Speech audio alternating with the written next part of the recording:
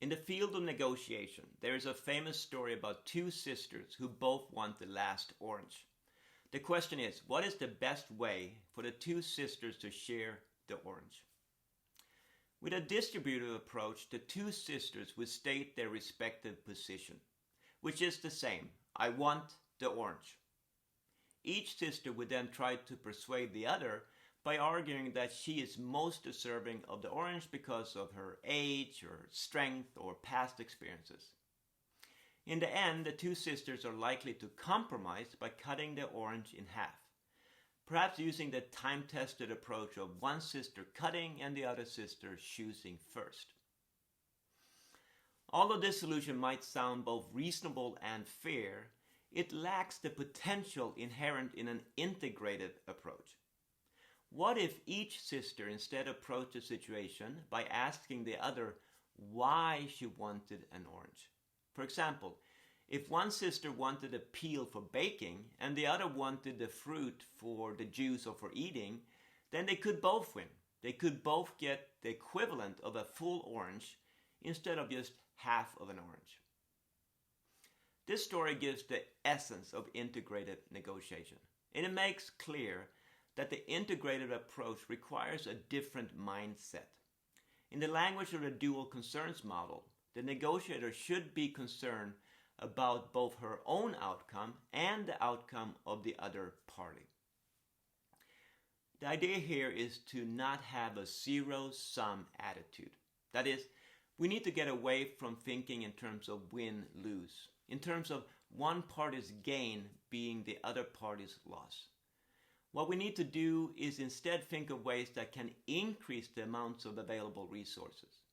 Instead of arguing about how to split up a fixed pie or orange, we need to find ways to make the pie larger. The basic way to grow this proverbial pie is for the two parties to find ways to cooperate, ways to help each other. A task that is only possible if they understand each other. Such understanding requires a free flow of information between the two parties. The two parties must find a way to share information related to their goals, their needs, their wants, and even their constraints. That is, they need to reveal their interests. Of course, this is exactly the kind of information that will get you in real trouble if you are facing a competitive negotiator who is willing to exploit any information that you share and to use hardball tactics to get the upper hand. And knowing this, why would you ever be willing to share this kind of information with the other party? Well, you wouldn't unless you trust them. So integrative negotiation requires that you build trust. And this trust will then allow for a free flow of information, which in turn will allow the two parties to work together to make each other better off. At this point, it should be clear that integrative negotiation will require proficient use of the first three stages of any negotiation: preparation, build relationship, and exchange information. Of course, preparation is always important.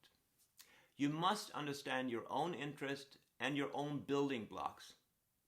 But now you need to pay particular attention to the situation, how you and the other party are related to each other.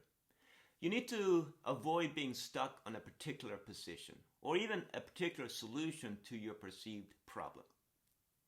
You must also clearly define and understand the issues. And note that there must be more than one issue.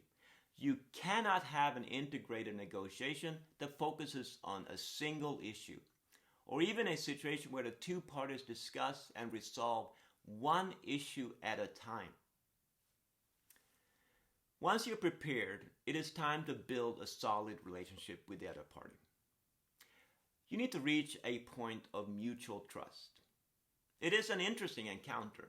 On the one hand, you need to find common ground with the other side.